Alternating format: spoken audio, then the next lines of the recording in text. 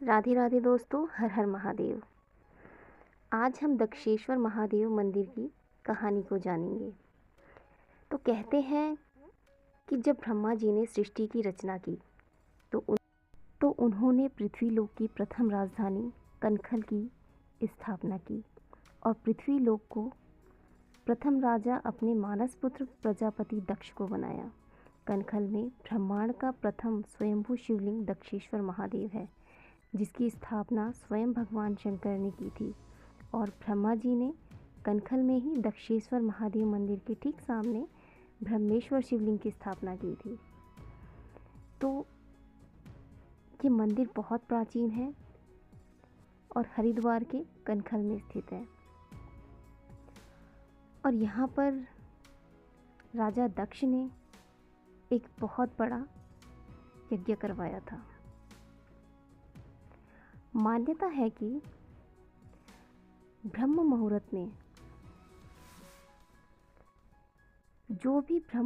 में प्रतिदिन दक्षेश्वर महादेव की पूजा करते हैं और दक्षेश्वर महादेव मंदिर की पूजा करने का पूर्ण फल तब मिलता है जब शिव भक्त पहले ब्रह्मेश्वर शिवलिंग की पूजा करते हैं, उसके बाद दक्षेश्वर महादेव की पूजा अर्चना करते हैं। इस तरह दक्षेश्वर महादेव मंदिर में ब्रह्मा जी स्वयं साक्षात रूप से भगवान शंकर की उपासना में सदैव लीन रहते हैं।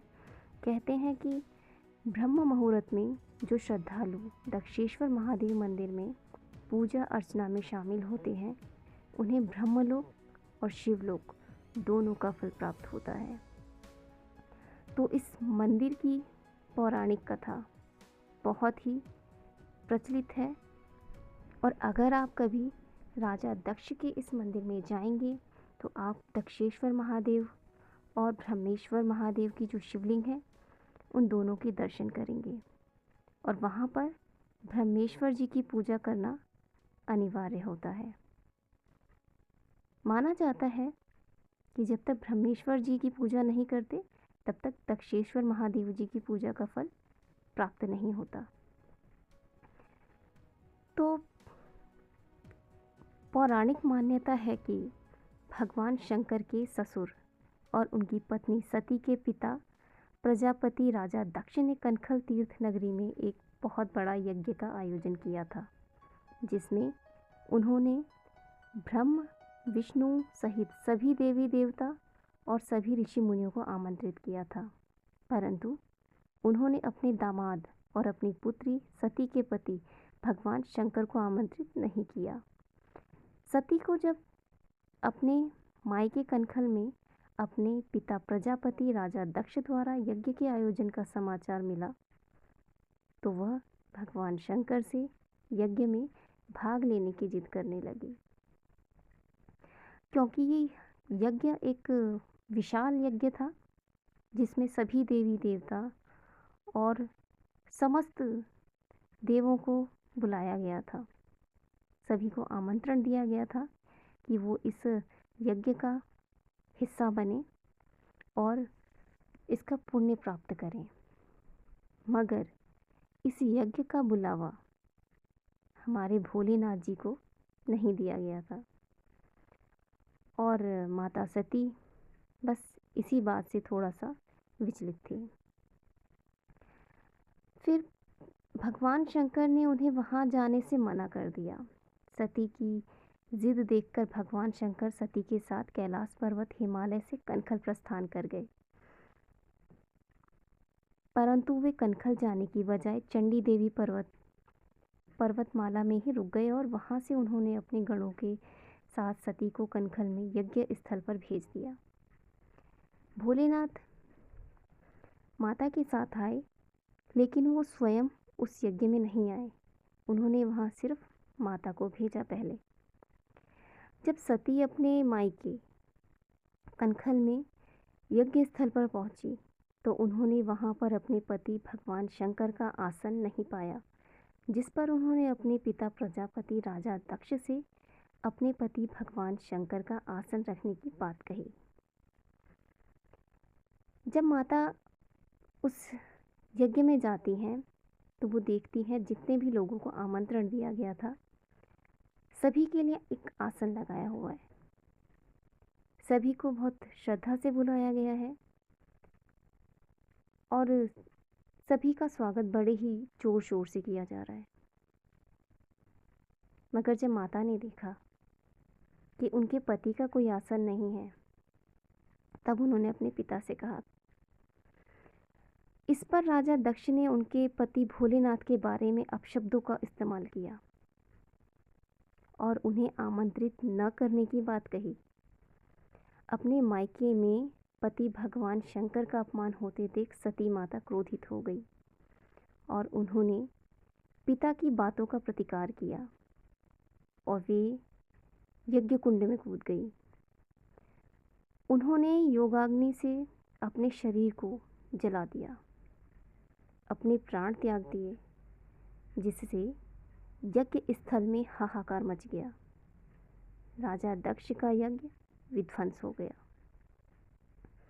जब माता ने अपने प्राण त्यागे, जब अपनी आहुति दे दी यज्ञ स्थल में, तो सभी लोग बहुत घबरा गए, क्योंकि ये बहुत बड़ा ही एक अपमान था भोलेनाथ का, जहाँ पर उनके लिए अपशब्द कहे गए। वो माता से बिल्कुल भी सहा नहीं गया और क्रोधित हो गई और उन्होंने उस अग्निकुंड में खुद को जला दिया। और वहाँ पे जितने भी देवी देवता थे, वो सब यह जो भी हो रहा था देख रहे थे और भयभीत भी हो रहे थे। जब सती के निधन का समाचार चंडी पर्वत पर ठहरे भगवान शंकर को पता चला, तो उन्होंने क्रोधित होकर अपनी जटाओं से वीरभद्र नामक गण की उत्पत्ति की। वीरभद्र को कनखल में यज्ञ स्थल पर भेजा। यज्ञ कुंड में माता सती की पार्थिव देह देखकर वीरभद्र अत्यंत क्रोधित हो गए और उन्होंने यज्ञ स्थल पर खड़े भृगु ऋषि का अपमान किया। उसके बाद वीरभद्र ने प्रतिशोध में राजा दक्ष की गर्दन काटकर यज्ञ कुंड में डाल दी। ऐसा माना जाता है कि जब भोलेनाथ को पता चला तो वो बहुत क्रोधित हुए और जब उन्होंने अपनी जटा से एक जटा को तोड़कर रखा, तो वहाँ पर वो वीरभद्र जी प्रकट हुए और उन्हें भेजा उन्होंने। और जब उन्होंने देखा कि माता सती का पार्थिव देह कुंड पर है, तो बहुत क्रोधित हुए। तो उन्होंने राजा दक्ष की गर्दन काटी। इससे राजा दक्ष का सिर जलकर भस्म हो गया।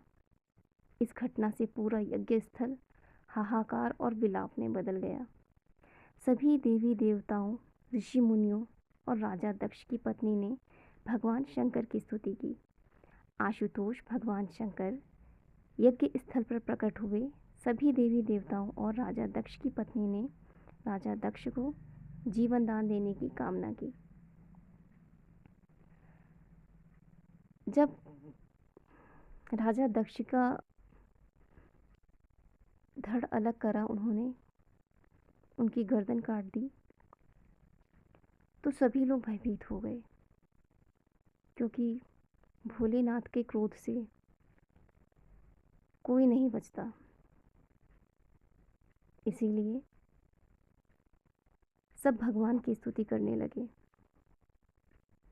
ताकि भगवान वहाँ आए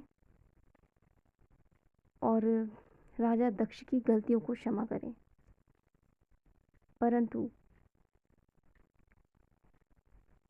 उस स्थिति में भोले शंकर इतना क्रोधित थे कि वो अपने आसपास किसी को भी नहीं देख रहे थे। वो माता सती के शरीर को तलाश रहे थे।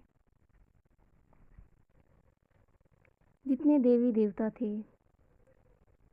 सभी में एक भय था कि अब न जाने कौन सा प्रलय आएगा, क्योंकि भोलेनाथ को जब प्रेम होता है तो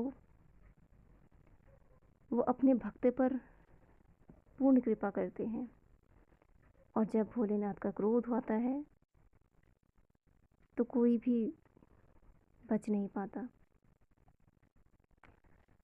बस यज्ञ में यही हाहाकार मच गया था कि अब क्या होगा,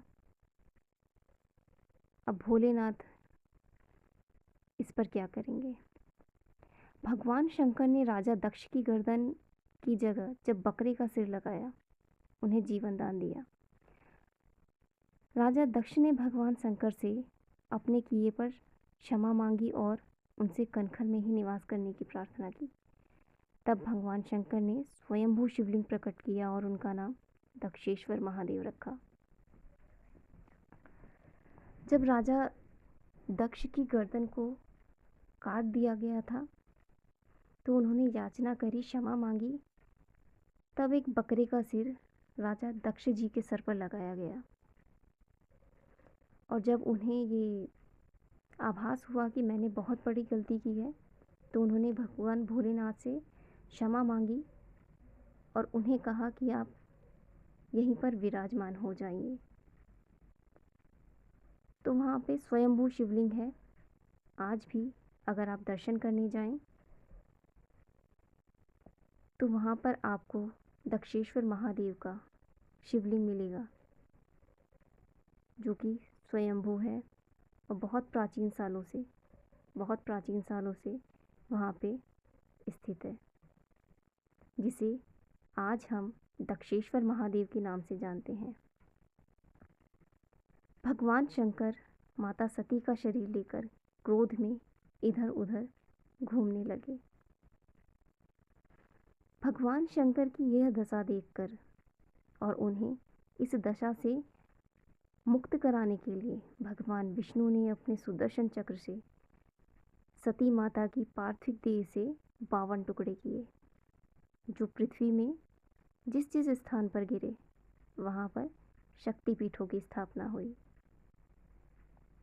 जैसा कि आप जानते हैं, माता के 52 शक्तिपीठ हैं, और उन 52 शक्तिपीठों के पीछे क्या कहानी है? माता सती की कहानी है। उनके शरीरों के जितने भी 52 भाग हुए, जो टुकड़े हुए, चाहे वो हस्त के रूप में हो, चाहे वो सिर के रूप में हो, विभिन्न टुकड़े जो थे वो माता के शक्तिपीठ बने। तो आपको कहानी कैसी लगी ज़रूर बताइए।